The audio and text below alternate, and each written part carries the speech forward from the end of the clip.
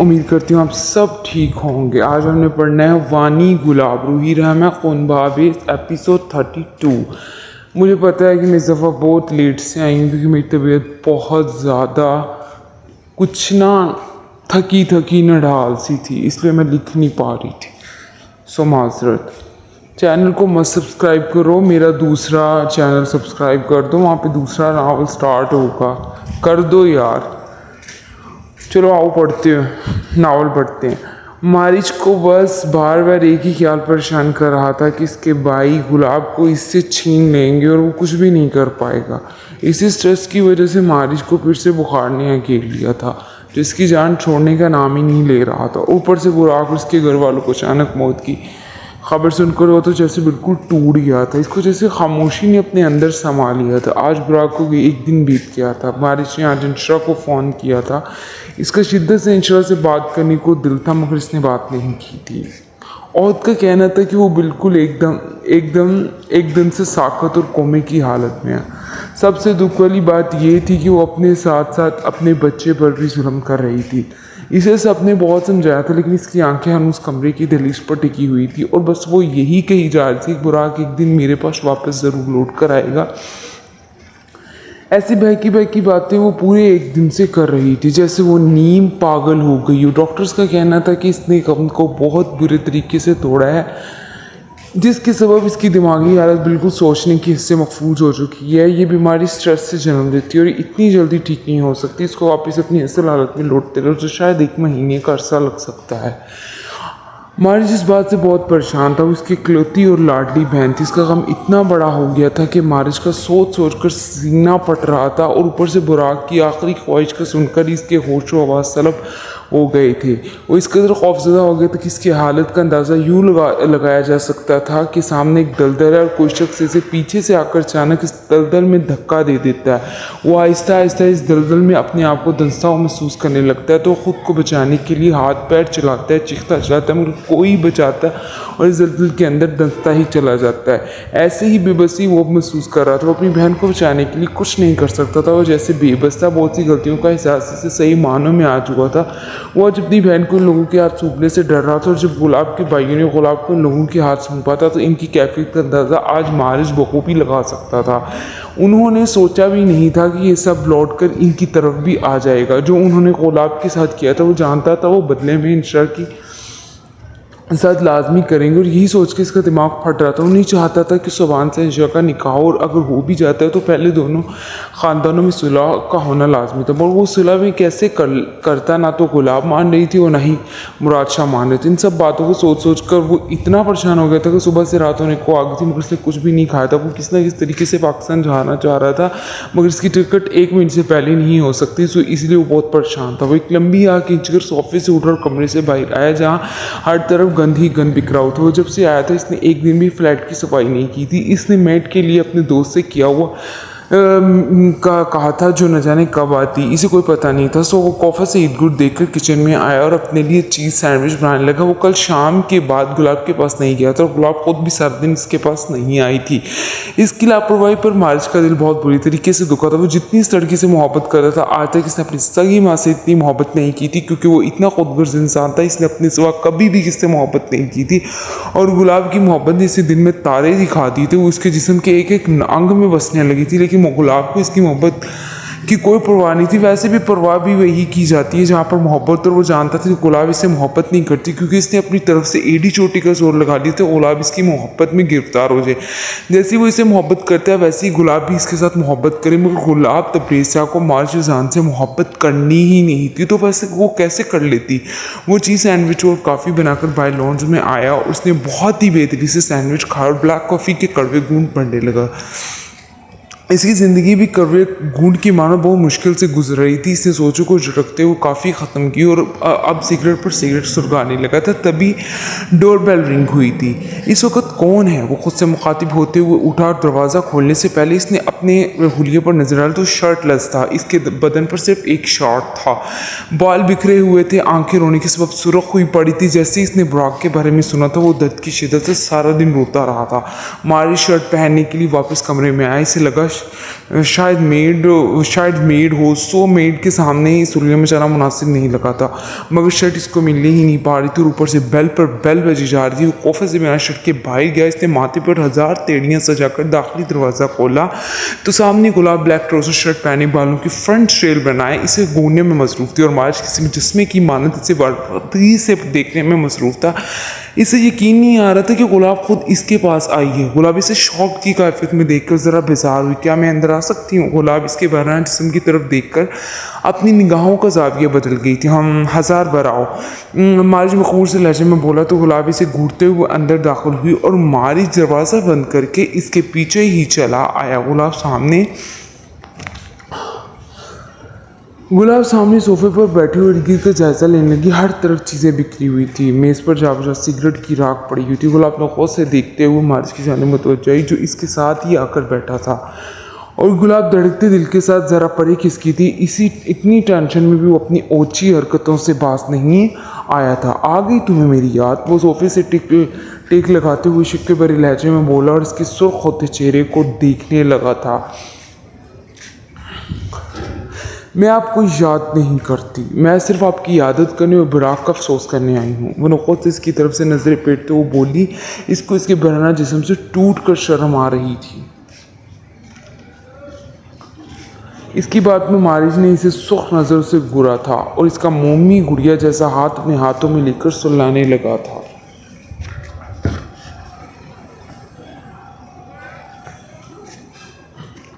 मैं तो तुम्हें याद करता हूँ, मेरा ऐसा कोई लम्हा नहीं जो तुम्हारी याद से खाली हो।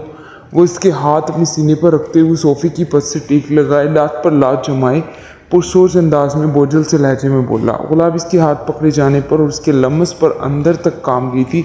इसने सोचा भी नहीं था कि वो बुखार की हालत में ये इतनी परेशानी में कोई ऐसी हरकत करेगा, मगर शायद वो भूल गई थी वो एक ढीठ इंसान था जिसे सिर्फ अपने आप से मतलब था, बाकी सब जाते भाड़ में। कैसी तबीयत है आपकी? वो उसके हाथ से अपना हाथ निकालते हुए मुश्किल ही बोल पाए। उसकी कुर्बत से बेहद कंफ्यूज होने लगी थी। बहुत ख़राब, यूँ लग रहा है जैसे मुझे अंदर से कोई चीर फाड़ रहा है। मारिश के लहजे में क्या कुछ ना था, बेबसी, तकलीफ, दुख, दर्द। इसकी बात पर गुलाब का दिल जैसे कि इसने मुट्ठी में दबोच लिया हो। न जाने क्या चीज़ थी जो इसे इस शख्स के घर तक खींच लाई थी। अब भी वो क्यों इसके दर्द में गमज़दा हो रही थी। वो जब से आया था तब से इसका सुकून न जाने क्यों बर्बाद होने पर तुला हुआ था। वो जालिम शख्स इसके दिमाग में, इसकी सोचों में खुद ब खुद समा रहा था। वो अपने इस बदलाव से बहुत हैरान और परेशान थी। इसको एक ही खौफ था कहीं वो इसके साथ दिल ना लगा बैठे, और अगर लगा भी लिया तो अपने दोनों भाइयों को क्या मुंह दिखाएगी। ये सोचकर ही गुलाब का दिल खौफ से पटने को हुआ। वो सोफे से एकदम उठी थी। इसके अचानक उठने पर मारिज एकदम परेशान हुआ था। क्या हुआ गुलाब? वो बेताबी से बोला और उठकर इसके रूबरू आया। कुछ नहीं मम्मा, मुझे अब चलना चाहिए, हीर अकेली है। वो इसी से कहकर जाने लगी तो मारिज का गुस्से से खून खुल उठा था। अभी तो आई थी और अभी वो जा रही थी।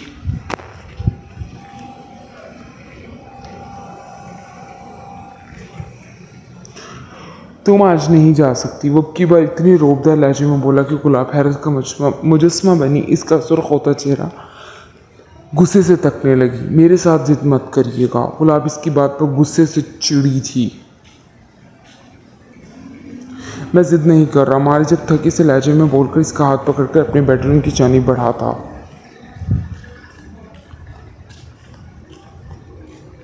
प्लीज़ मारिज, मेरा हाथ छोड़िए, गुलाब गुस्से से आहिस्ती से बोली थी।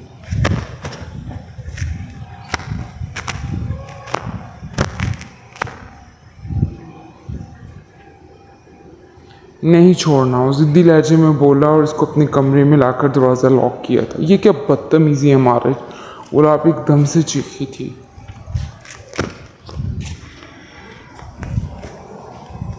तुम मेरी बीवी और इस बात को क्यों भूल जाती हो? वो भी इसी के ही लहजे में चीखा था। मुझे समझ नहीं आ रहा कि कल आपकी बहन बेवा हुई है, आप बुखार में पक रहे हैं, लेकिन आपको इन चीज़ों की परवाह परवाह नहीं, आपको सिर्फ अपने प्यार, मोहब्बत और रोमांस की फिक्र है। वो अपना हाथ चढ़ाकर गुस्से से चीखी थी। मारिस इसकी बात पर दर्द से मुस्कुराया था। गुलाब जी, मैं अब आपको अपना कलेजा फाड़ कर दिखाऊं कि किस किस का गम मैं अपने सीने में छुपाया हुआ हूँ। वो गुस्से से एक एक लफ्ज़ दबाते हुए तंज़िया अंदाज में बोला, इसकी आंखें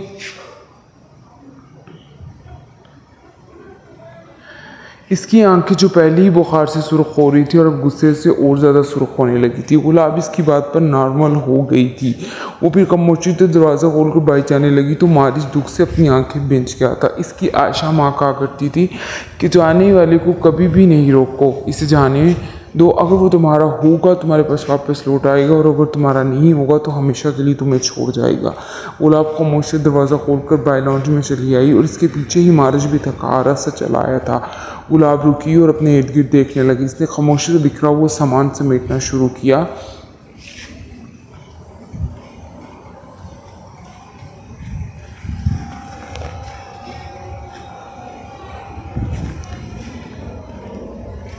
मारिस हैरानी से गुलाब को तकने लगा था। इसने सोचा था कि वो जा रही है, मगर वो नहीं गई थी। इसका दिल धड़का था और वो धड़कते दिल के साथ खामोशी से अपने बेडरूम में चला गया था। बुखार से अब इसकी तबीयत बहुत नाडाल हो गई थी। इसे सिर्फ एक सुकून मिल गया था कि गुलाब आज रात कहीं नहीं जाने वाली। वो बच्चों की तरह खुश होकर शावर लेने चला गया। गुलाब ने सारा बिखरा हुआ सामान इकट्ठा किया और खामोशी से किचन में चली आई। कुछ ही देर बाद इसने मारिस के लिए सूप, खिचड़ी और दलिया तैयार करके फ्रिज में रख दिया था। वो एक शेफ़ थी और इसने ये 3 चीज़ें बहुत फुर्ती से तैयार की थी। न जाने कि उसका दिल इस शख्स के लिए नरम पड़ रहा था, मगर कुछ भी था, वो उसके साथ वैसा नहीं करना चाहती थी जो इसने इसके साथ किया था। सूप बाउल में निकाल कर उसके कमरे में चली आई, जहाँ वो निक सिक सा तैयार ब्लैक कुर्ते पजामे में बेड पर कंबल में दब के लेटा हुआ था। गुलाब ने गला खंगारा तो मारिस ने अपनी सुर्ख बोझल होती आंखें खोली थी। मैंने सब फ्रिज में बना कर रख दिया और ये सूप पी लें। वो बाउल साइड टेबल पर रखते हुए मुड़ी थी। कहाँ जा रही हो? इसके लहजे में बेताबी थी। खुदकशी करने जा रही हूँ, चली जाऊँ? वो शदीद गुस्से में बोली थी। इस खपती इंसान ने इसे पागल कर दिया था। मारिस की बात पर तकलीफ से लब पेंच गया था। सूप ले जाओ, मैंने नहीं पीना, वो रूठे से अंदाज में बोला। नहीं पिए? वो भी सुकून से कंधे उचकाते हुए कमरे से बाहर चल गई। उसके नखरे क्यों बर्दाश्त करती? मारिस ने बहुत ही करब से अपनी आंखें खोली तो वहाँ से जा चुकी थी।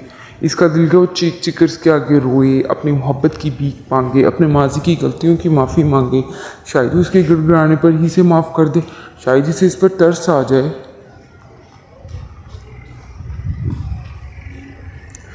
मारिस बेचारे से उठा और कमरे से बाहर गया, जहाँ दाखिली दरवाज़ा पार करने ही वाली थी। गुलाब रुको। मारिस लंबे लंबे डग बढ़ते हुए इसके करीब आया। गुलाब इसकी आवाज़ पर नहीं रुकी थी और वो गुस्से से दहलीज पार कर गई थी। मारिस ने गुस्से से जाता हुआ देखा और दरवाज़ा ज़ोर से बंद करता हुआ कमरे में आया था। इसे समझ नहीं आ रही थी कि वो इतनी कठोर, इतनी सख्त दिल कैसे हो सकती है। मारिस का गुस्से से बीपी इस कदर हाई हो गया था कि इसका सर दर्द से फटने लगा था। वो उसके बगैर एक पल भी नहीं रह सकता था और वो बार बार इसे जुदाई का गम दे जाती थी।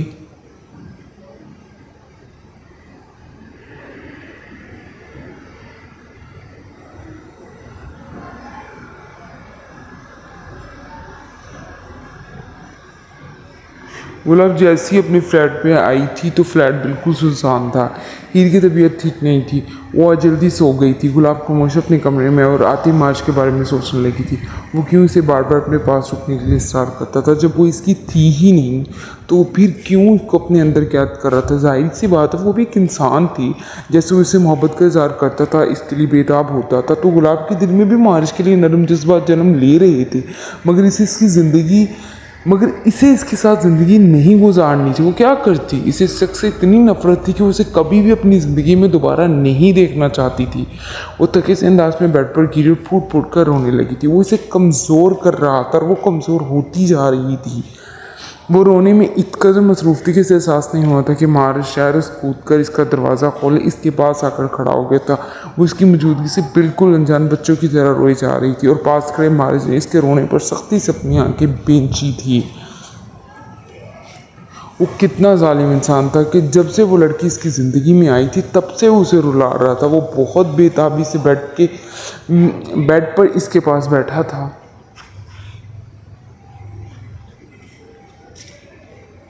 गुलाब मारिच का पुकारना था कि इस अचानक आवाज़ पर गुलाब खौफ से चीख कर बैठी और पास ही बैठे मारिच ने इसे आगे बढ़कर अपने अंदर भेजा था।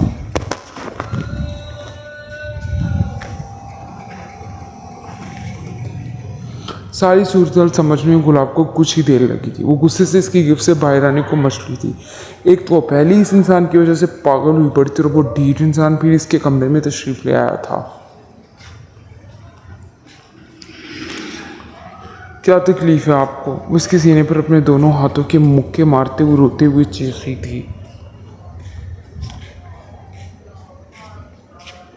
ये तकलीफ़ है कि तुम मुझे कबूल कर रही नहीं कर रही, तुम बार बार मुझे धत्कार रही हो। गुलाब बस भी करो, अब कितना को मुझे और मारोगी? तुम जानती हो मैं तुम्हारे बगैर नहीं रह सकता और इसलिए तुम मुझे अपने से दूर कर रही हो कि मैं मर जाऊँ। इसको छोड़ते हुए गुस्से से चिल्लाता था। इसके चीखने पर गुलाब और होने लगी थी। हाँ मर जाओ, पर मेरी जान छोड़ दो क्योंकि मुझे आपसे मोहब्बत नहीं है। वो अपने आंसू पहुँचते हुए दुखते दिल के साथ बोली और बेड से उठी थी।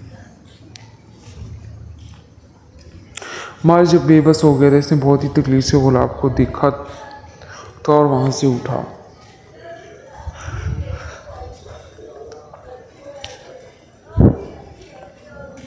ज़िंदगी में इतनी बड़ी शिकस्त मुझे आज तक नहीं हुई गुलाब, जितनी मुझे तुम्हारी मोहब्बत ने दी है। मारिस की रोती हुई आंखों में देखकर हारी हुए लहजे में बोला, चट्टान जैसा मजबूत इंसान बिल्कुल ढह सा गया था।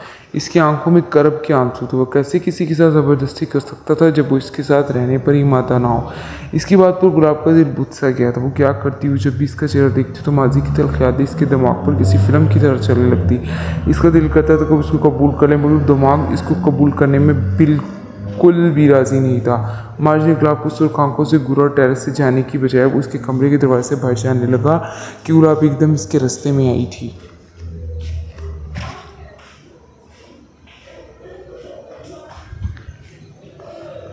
जहाँ से आए थे वहीं से जाए। वो अपनी नज़रें फर्श पर मरकूज करते हुए आहिस्ते से बोली,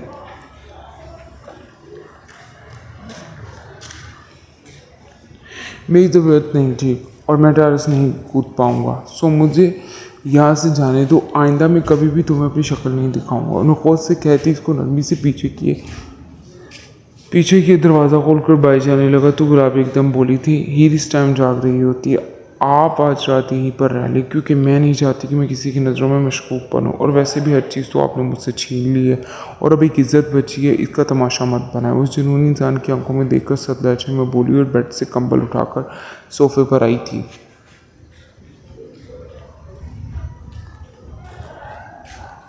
मारिस इसकी बात पर तैश में और इसे कलाई से पकड़कर अपने करीब किया था। तुम मेरी इज्जत हो और मैं तुम्हारी इज्जत का तमाशा क्यों बनाऊंगा? गुलाब तो प्रेस था, तुम मेरे निकाह में हो और अभी तुम मेरी बीवी हो और तुम मुझे अभी अपने से दूर नहीं कर सकती। वो इसके कमर को सख्ती से अपने अंदर भेजते हुए शिद्दत जज्बात से बोला। गुलाब ने तकार कर अपना सर इसके सीने पर टका दी। जितनी जिद करती इसने इतना ही डीट बनना था, तो इसने खामोशी की राह इख्तियार की और अपनी आंखें मूंद ली।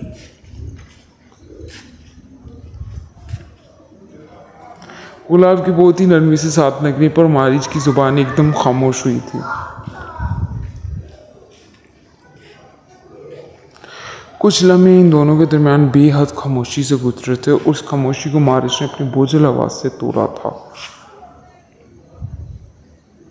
I love you so much. मैं तुमसे इतनी गहरी मोहब्बत करता हूँ जितनी किसी भी इंसानी दिल ने कभी किसी से नहीं की होगी। इसने शिद्दत से कहते हुए इसे किसी कीमती मता की तरह अपने अंदर कैद किया था।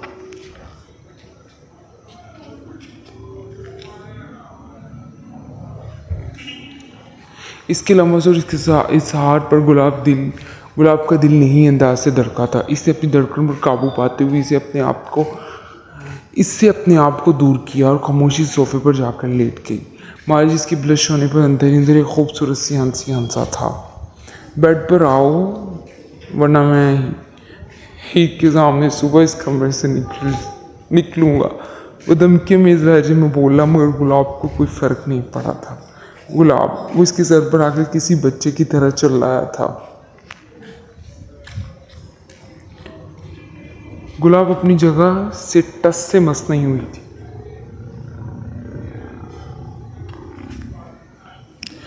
गुलाब मुझे अकेले नींद नहीं आएगी, वो इंतहाई डटाई से बोला था।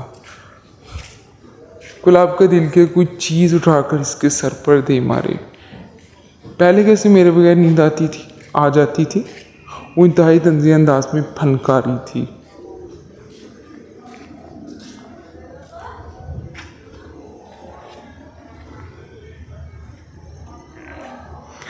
कब आती थी ऐसी ही रात आंखों में कट जाती थी। तुम्हारी जाने के बाद 2 महीने मुसलसल पूजा जागता रहा था। मेरा डिप्रेशन लेवल इस कदर बढ़ता चला गया था कि मेरा पर्सनल डॉक्टर भी परेशान रहने लगा था। मगर तुम्हें इसकी क्या परवाह? तुम्हें तो बस मुझे मारना है और अपने साथ हुए जुल्म का बदला लेना है। वो अफसोस से कहते हुए इसके पास सोफे पर बैठा गुलाब इसकी बात पकड़ बैठी थी। इसने बगूर शख्स की जानिब देखा था जो बेहद निडा लग रहा था। गुलाब को न जाने कि उस पर तरस आया था। किसी भी इंसान को खुद पर इतना सवार नहीं करते कि वो आपकी रगों से खून को निचोड़ ले। गुलाब इसकी पुरसोच निगाहों की तरफ देखते हुए दुख से बोली, गुलाब ये इंसान की बस में नहीं होता। मैंने तुम्हें बहुत बुलाने की कोशिश की। मैं चाहता था कि तुम जहाँ हो वो खुश रहो, मगर मेरा जो दिल है वो बार बार तुम्हारी याद में तड़पता था और इसके तड़पने की जो तकलीफ थी वो मेरे दिल को बंद करने के लिए काफ़ी थी। सो मैं वो तकलीफ सह नहीं पाया और इसीलिए तुम्हारे पास आ गया। तुम जो भी कर लो तुम्हें अब मेरे साथ रहना होगा। वो जुनूनी से अंदाज में मेरे लहजे में बोला तो गुलाब को हमेशा के लिए इसकी इस लहजे से चिढ़ चढ़ी थी। आप कभी भी अपनी जिद से पास नहीं आएंगे। उसे घूरते हुए बोल तुम आज के लबों पर एक हसीन सी मुस्कुराहट सिमट गई थी। तुम मिल जाओगे तो फिर कभी जिद नहीं करूँगा। हर वो चीज़ छोड़ दूंगा जो तुम्हें नापसंद होगी। वो पूरी यकीन लहजे में बोलकर इसके हसीन चेहरे को मोहब्बत से तकने लगा था। गुलाब इसकी बात पर खामोश से अपने लब काट कर रह गई थी। आ जाओ ना, वो इतने मान से बोला कि गुलाब खामोशी से उठी और बेड पर आई थी।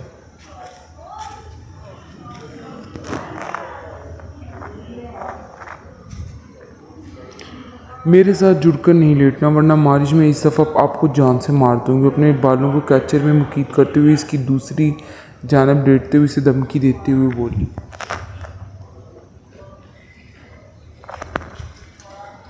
हाँ नहीं जुड़ता। वो लाड से कहकर इसकी छोटी सी नाक को देखने लगा था।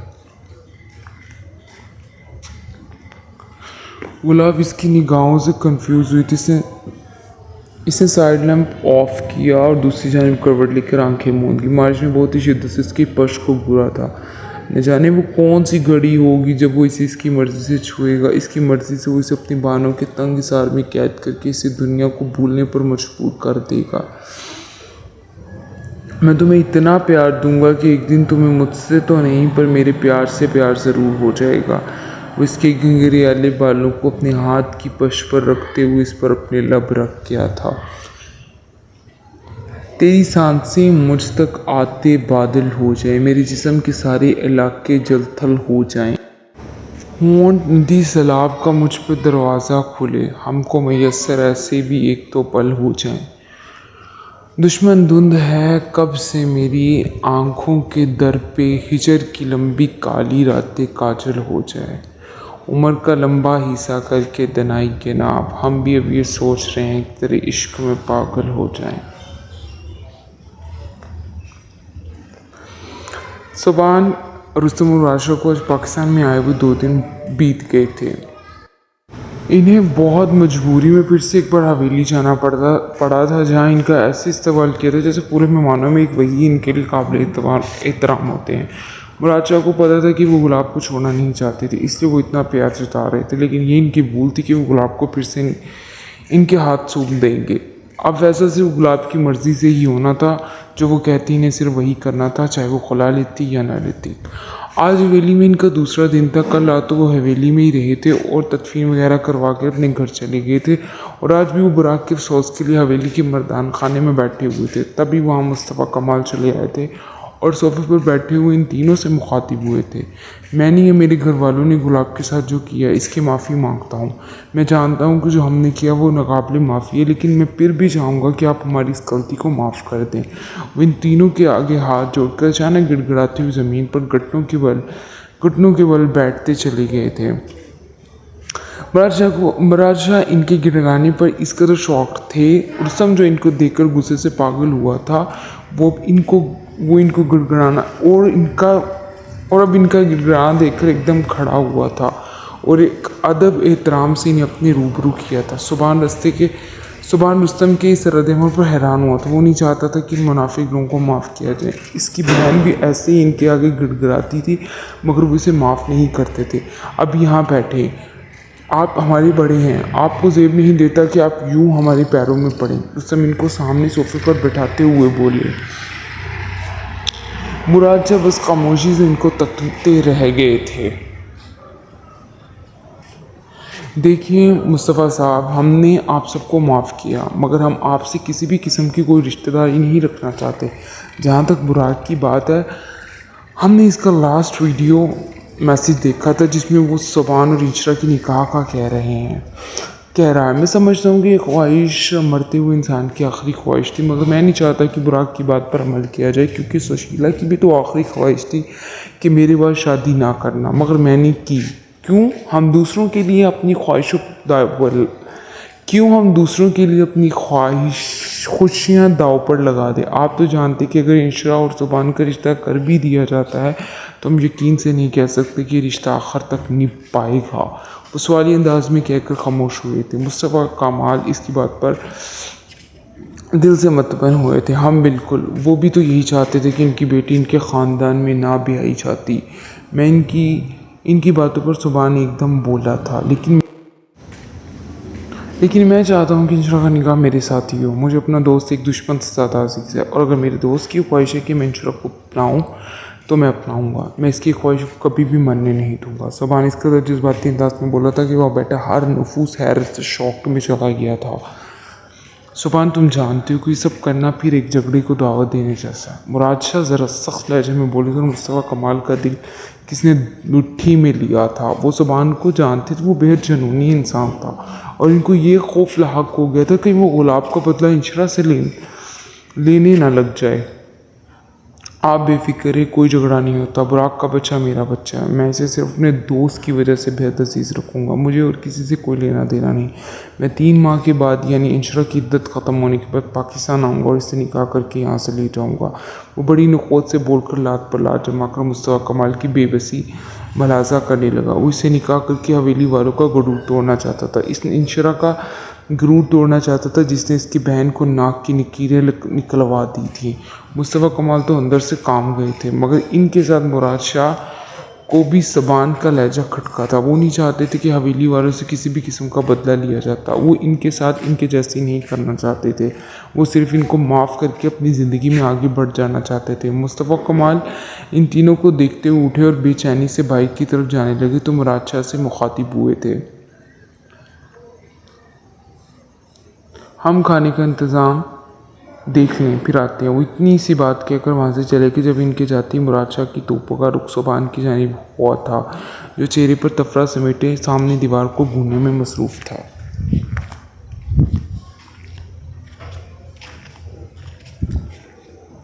जो तुम सोच रहे हो मैं भी वो बिल्कुल नहीं होने दूंगा। अगर तुम अंशरा से इसीलिए निकाह कर रहे हो कि तुम इससे गुलाब का बदला ले सकोगे, तो मैं तुम्हें बताता चलूँ कि सुभान की तुम्हारी गलत फहमी है कि मैं अपने सामने वही जुल्म होता हुआ देखूँगा जो गुलाब के साथ हुआ। मुराद शाह इसकी चेहरे की जानिब देखते हुए अफसोस से बोले थे, प्लीज़ सुभान, तुम मेरे यार हो। मुझसे पहले तुम्हारा यार बुराक था और तुम जानते हो कि बुराक इस लड़की को किस कदर चाहता था, और वो इसीलिए तुम्हें इसके साथ जोड़ कर गया कि तुम इशरा को इसकी तरह ही चाहोगे। तो अगर तुम इस लड़की के साथ किसी भी किस्म की नाइंसाफ़ी करोगे तो सुभान बुराक बहुत हर्ट होगा।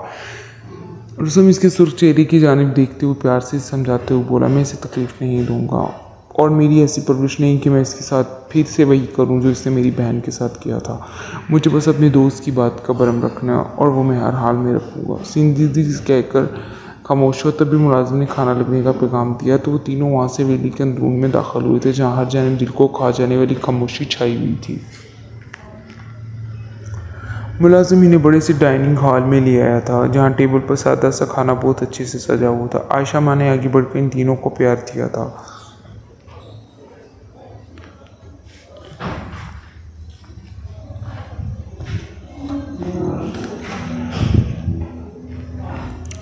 कैसे हो आप तीनों? वो मुस्तफ़ा कमाल के साथ वाली चेयर पर बैठते हुए बुराद शाह को देखते हुए मुखातिब हुई, जो बेहद सीरियस थे। जी अल्हम्दुलिल्लाह, बस इतना गैर खामोश से खाने में मसरूफ़ हो गए थे। खाने की तो हल्की फुल्की बात हुई थी, फिर और चला आया था जो बहुत ही गर्मजोशी से इन तीनों से मिला था। मुराद शाह तो ओहद को देखकर ही साकत रह गई थी। उन्होंने सिर्फ हीर की ज़ुबान से ही ओहद का नाम सुना था और वो पहली बार ओहद को देख रहे थे। इसे देखकर न जाने क्यों मुराद शाह के पूरे जिस्म का लहू चेहरे पर सिमट आया था। आयशा माँ, इंजरा की तबीयत फिर बिगड़ गई है तो इसे हॉस्पिटल लेकर जाना होगा, परेशानी से बोला था।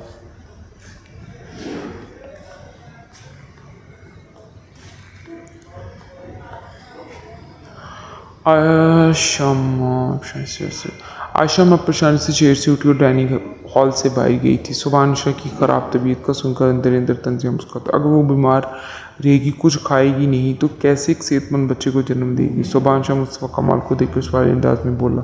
वो जानता था कि वो लड़की शुरू से बहुत बड़ी ड्रामेबाज है, शुरू से ही बहुत बड़ी ड्रामेबाज, और एक्टिंग में तो इसने मास्टर किया हुआ था। डॉक्टर्स का भी यही कहना है कि इनको जितना हो सके रेस्ट है, इनके दिमाग को रिलैक्स रखें। मुस्तफ़ा कमाल कर्ब से बोल रहे थे और सुबहान के चेहरे पर कर्ब को बहुत महवियत से देखने लगा। इनके चेहरे पर अपनी बेटी के लिए कितना दर्द था और दूसरों की बेटियों को जानवरों की तरह मारपीट कर आखिर में इनके घर वालों से माफ़ी मांगकर मामला ख़त्म कर देना। कितने चालाक थे ये लोग।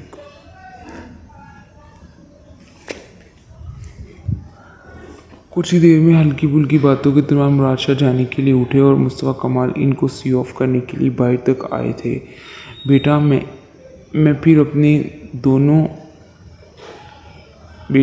फिर आप दोनों से माफ़ी मांगता हूँ। मुझसे जो कुछ हुआ इसके लिए मुझे माफ़ कर दें।